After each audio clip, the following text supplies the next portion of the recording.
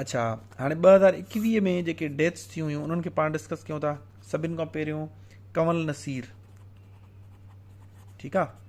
कंवल नसीर जेका आहे पाकिस्तान PTV सां जेको आहे सो न्यूज़ एंकर हुई। अच्छा, फर्स्ट जेको आहे सो पर्सन टू रिप्रेज़ेंट PTV।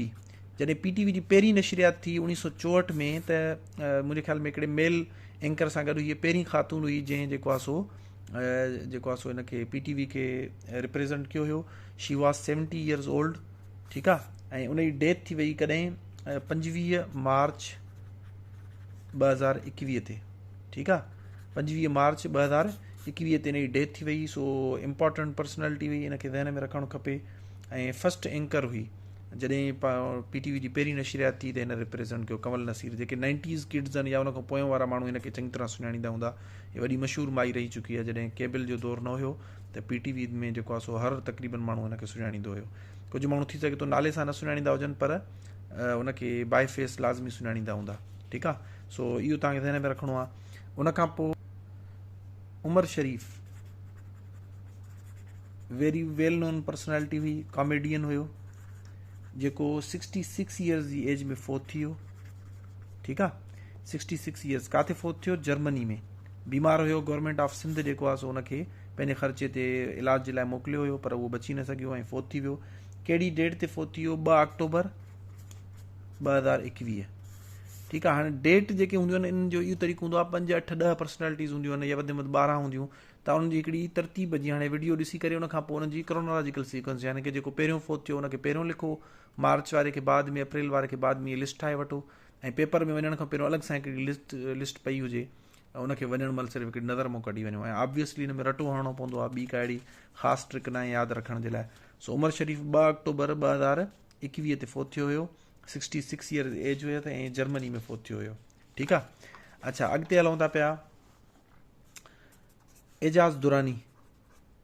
एजाज़ दुरानी जेको आहे सो हीर रांझा वॾो मशहूरु ड्रामो हुयो या मूवी हुई।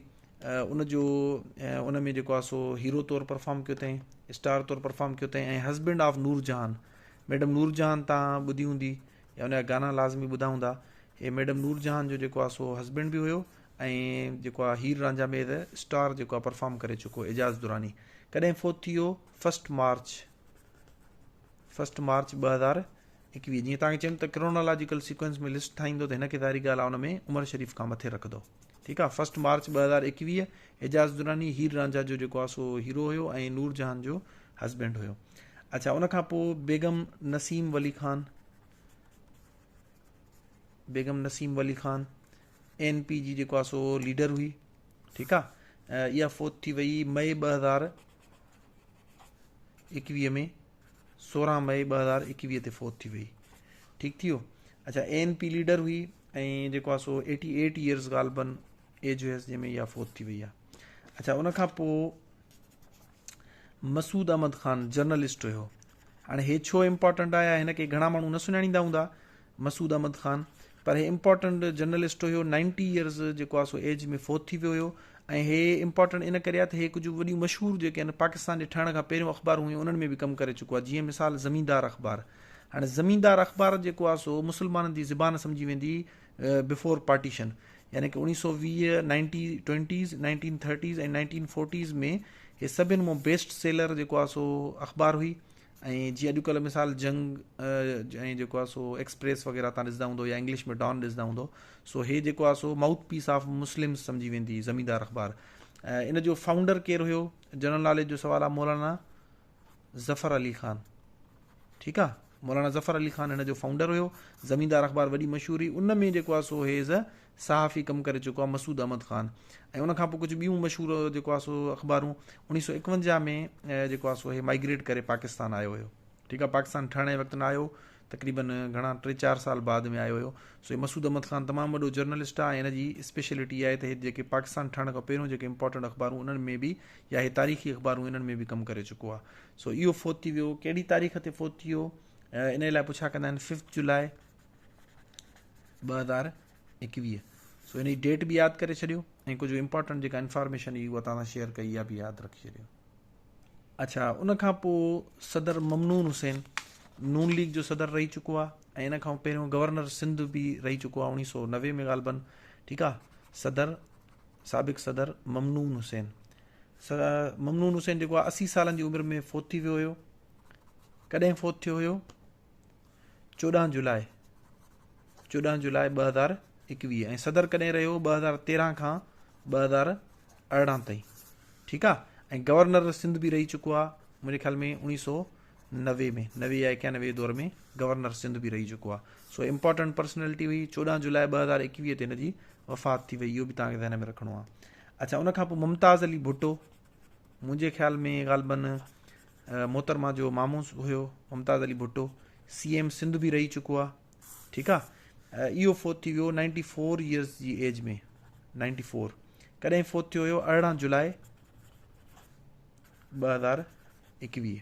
हाणे हे फोत थियो हुयो 14 जुलाई ते, 4 ॾींहंनि खां पोइ, यानी कि सदर ममनून हुसैन जी वफ़ात खां 4 ॾींहंनि खां पोइ फोत थी वियो। सो क्रोनोलॉजिकल सीक्वेंस ठाहींदो त ऑटोमेटिकली तव्हांखे यादि रखण में थोरी आसानी थी वेंदी त पहिरियों केरु फोत थियो, उनखां बाद में केरु फोत थियो। अच्छा, इहे डेट्स सिर्फ़ु जेके इंपॉर्टेंट पर्सनैलिटीज़ आहिनि उन्हनि जी असां डिस्कस कयूं था। 10-12 हूंदियूं ऐं इन्हनि मुंहिंजो लाज़मी क्वेश्चन ईंदो अथव। करंट अफेयर जॾहिं बि टेस्ट में तव्हां वेंदो इन्हनि मुंहिंजो क्वेश्चन ईंदो आहे। सो इन्हनि खे ॾिसी वठंदा कयो। अच्छा, डॉक्टर अब्दुल क़दीर ख़ान। हाणे इन जी करंट अफेयर में त डेथ पुछी सघनि था पिया, पर इन जी पैदाइश, इन जी स्पेशलिटी, कुझु बि इंपॉर्टेंट शयूं बि पुछी सघनि था पिया। सो इन करे चयुमि जॾहिं बि हिकिड़ो क्वेश्चन अचे त उन सां रिलेवेंट जेतिरियूं बि इंफॉर्मेशन हुजनि उहे तव्हां ॾिसी वठंदा कयो।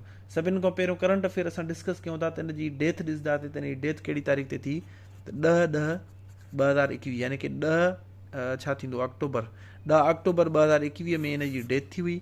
अच्छा, पैदा कॾहिं थियो हुयो? 1936 भोपाल में।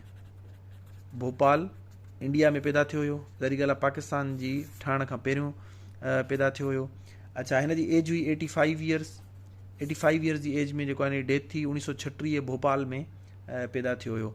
अच्छा, हिन जो लक़ब कहिड़ो आहे, हिन जो टाइटल कहिड़ो आहे, इहो बि कॾहिं कॾहिं पुछी वठंदा आहिनि। मोहसिन पाकिस्तान। ठीकु आहे। अक्सर असां ॿुधंदा आहियूं पर पेपर में असांखे ज़हन में न रहंदो आहे। मोहसिन पाकिस्तान हिन जो टाइटल हुयो। अच्छा, हिन हिकिड़ी पॉलिटिकल पार्टी बि ठाही। कॾहिं कॾहिं उन जे हवाले सां बि क्वेश्चन ईंदो आहे त कहिड़ी पॉलिटिकल पार्टी? त हिन जी हुई TTP। हाणे तहरीक तालिबान पाकिस्तान न आहे बल्कि तहरीक तहफ़ुज़ पाकिस्तान। ठीकु आहे। ऐं इन खे 2013 में डिसमेंटल करे छॾियो हुयईं या डिज़ोल्व करे छॾियो हुयईं। ठीकु आहे। त इहो क्वेश्चन बि कॾहिं कॾहिं ईंदो आहे त कहिड़े लीडर जेको आहे पंहिंजी पार्टी डिज़ोल्व करे छॾी? त डॉक्टर अब्दुल क़दीर ख़ान कई। ऐं पार्टी जो नालो छा हुयुसि? TTP। कॾहिं कई हुई? 2013 में हिनखे डिज़ोल्व कयो हुयईं। 1936 भोपाल में ॼायो हुयो।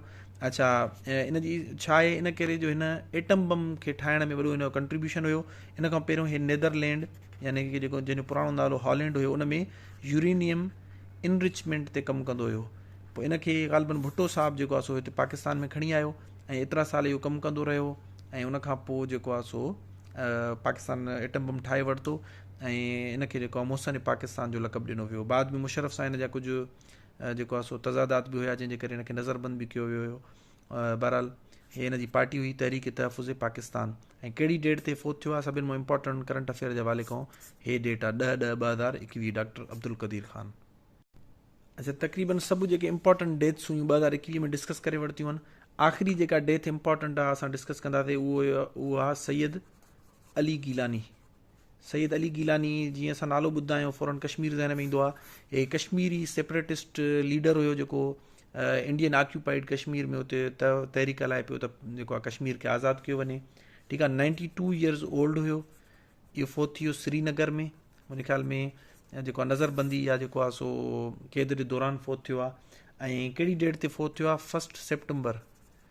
1 सितंबर 2021 में इहो फोत थियो आहे। हाणे इन खां साल पहिरियों यानी कि 2020 में इनखे निशान पाकिस्तान जो तमग़ो बि ॾिनो वियो। निशान पाकिस्तान सां बि नवाज़ियो वियो। ठीकु आहे। निशान पाकिस्तान छा आहे? Highest civilian award of Pakistan. ठीकु आहे। अहिड़े तरीक़े सां हाईएस्ट मिलिट्री एवॉर्ड पाकिस्तान जो कहिड़ो आहे?